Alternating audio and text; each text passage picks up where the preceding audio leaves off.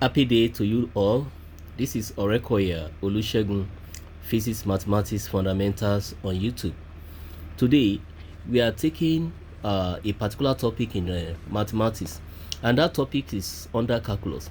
And the one we are going to take today is the basic ordinary differential equation solution functions, part 1. What I mean by that is that there are some solutions to ordinary differential equation that will involve this particular integration, integral e raised to power x dx, integral e raised to power minus 2x dx, and integral of e raised to power minus 2x dx within the limit of 0 to 1. Let me say the solution of the ordinary differential equation leads you to either of these three. How do we find our final answer? The first question that we have here, that is Roman figure 1. According to the standard integration, integral of exponential function to variable x dx actually leads to the same function e raised to power x. Then we add the constant of integration, because what we have here is called indefinite integral. An indefinite integral is an integral that has no limit. So you know there is no interval of integration concerning this integrating operator. Integrating operator integral dx is an operator on this function e raised to power x. So anytime you see a relationship like this, just write the function the way it is, then you add the constant of integration. Now for the Roman figure 2, the Roman figure 2 looks more or less like the Roman figure 1 question, with the exception that we are having a coefficient minus 2 in front of variable x, and this is the e raised to power minus 2x dx. How do we do it? What we normally do when we have situation like this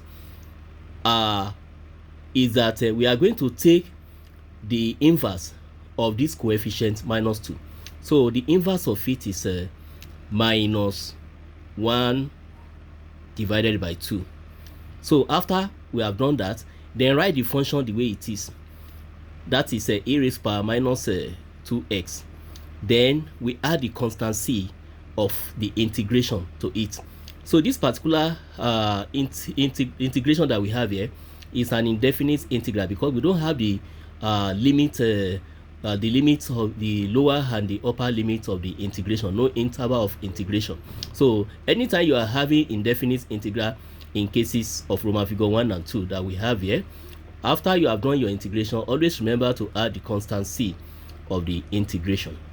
Now we are having a definite integral. This Roman figure 3 is a definite integral. Definite integral in the sense that we are having the limit 0 to 1. That means we are taking our integration between the limit of 0 and 1.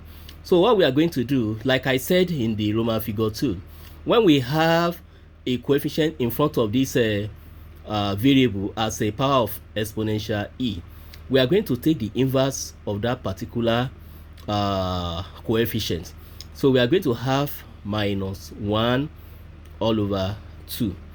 Then we write the function the way it is, as it is, that is minus 2x. But because this particular integration has limit, it's called definite integral, we are not going to put the constant c. What we are going to do is to put the limit the way I'm writing it here from 0 to 1. I'm putting this minus 1 over 2 outside because it is a constant.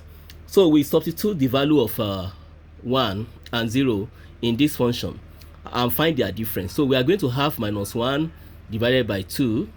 Then it's going to be e raised to power minus 2 times, when x is 1, we write minus 2 times 1, that is minus 2.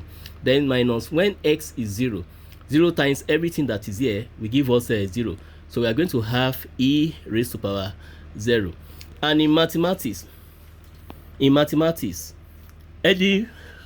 particular expression that is raised to power 0, and if this expression is not